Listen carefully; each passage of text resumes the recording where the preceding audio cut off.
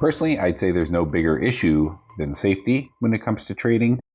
Making sure that everything you're doing is protected from bad actors outside of you, as well as protecting you from yourself. External safety deals with risk factors outside of us. Fraud is the biggest external safety factor, I'd say. There's several risk vectors. You can have a direct hack. So if someone hacks your phone or your computer, they get in there, they have control. Well, now they have control of all your software. If someone gets access to your computer, you're in big trouble. Phishing and malware. So you'll get an email and it will say, "Hey, this is such and such exchange." So say you're using Coinbase.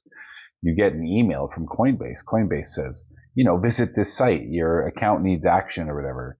Except it turns out the email isn't from Coinbase. It just really looks like Coinbase. Malware is like installing programs that you don't know or trust. Just don't. Con games.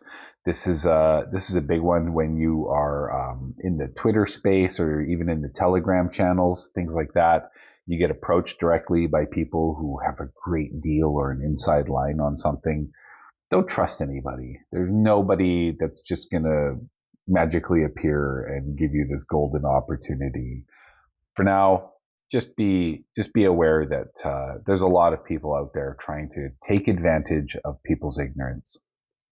Counterparty risk is revolves around the idea that exchanges can fail. So counterparty risk is managing how much of your entire equity you put on any one exchange at a given time. Not your keys, not your crypto, is a pretty common saying in the cryptoverse, as it were.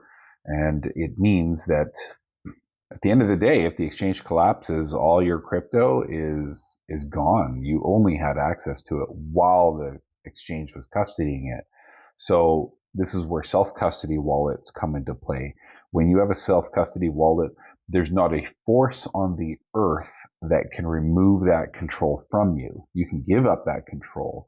You can lose control through poor management, but nobody in the world can come and take that away from you. So it's worth keeping in mind as you ever approach thresholds of large accumulation. Say like you start off, I'm dabbling a couple $1,000s in the crypto space.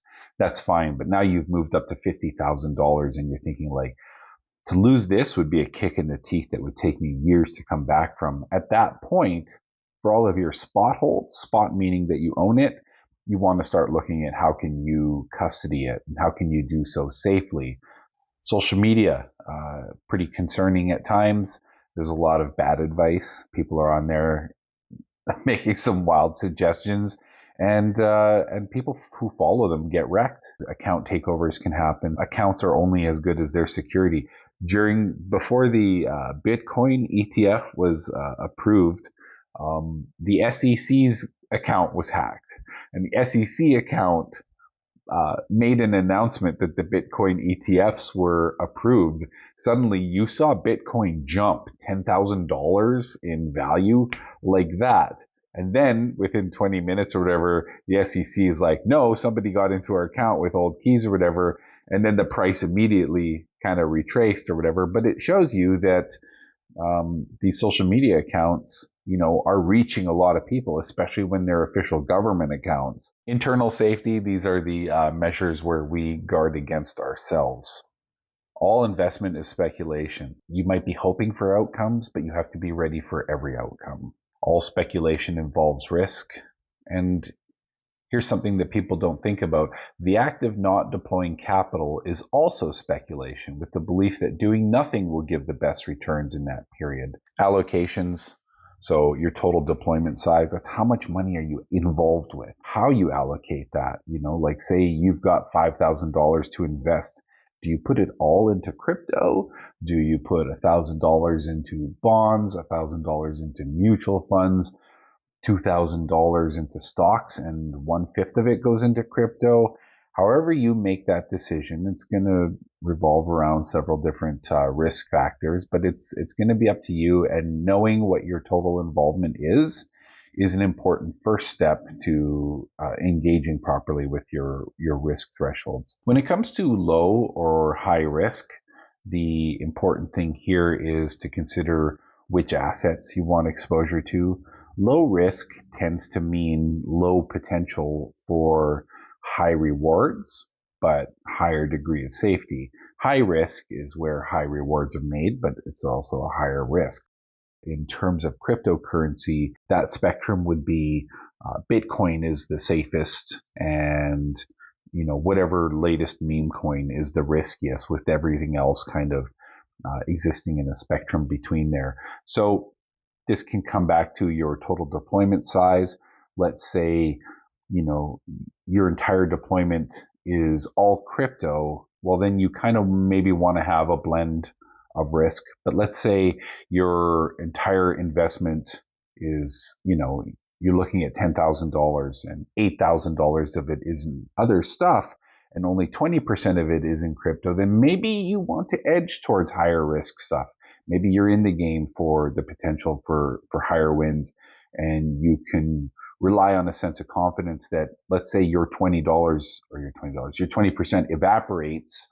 Well, you still have this other 80% located in other assets. Of course, we're not here to be involved in assets or values that evaporate, but understanding that it can happen means that if and when it does happen, you're not someone jumping out the window on Black Monday.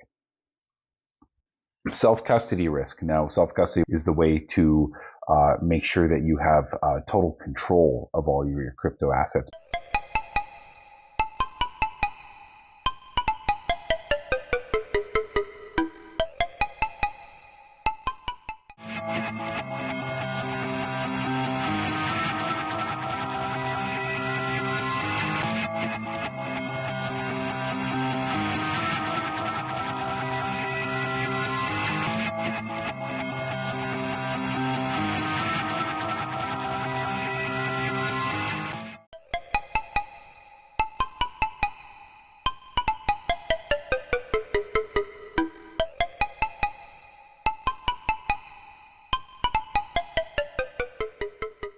There are a few things that you need to keep in mind. One is that if you use a self-custody wallet and then you fail to record your 12-word passphrase somewhere, you're super vulnerable. You could lose that software. If that software gets uninstalled, you will never have access to that wallet again, because even if you reinstall the software, your Google Password Manager does not keep this stuff. This is entirely under your control.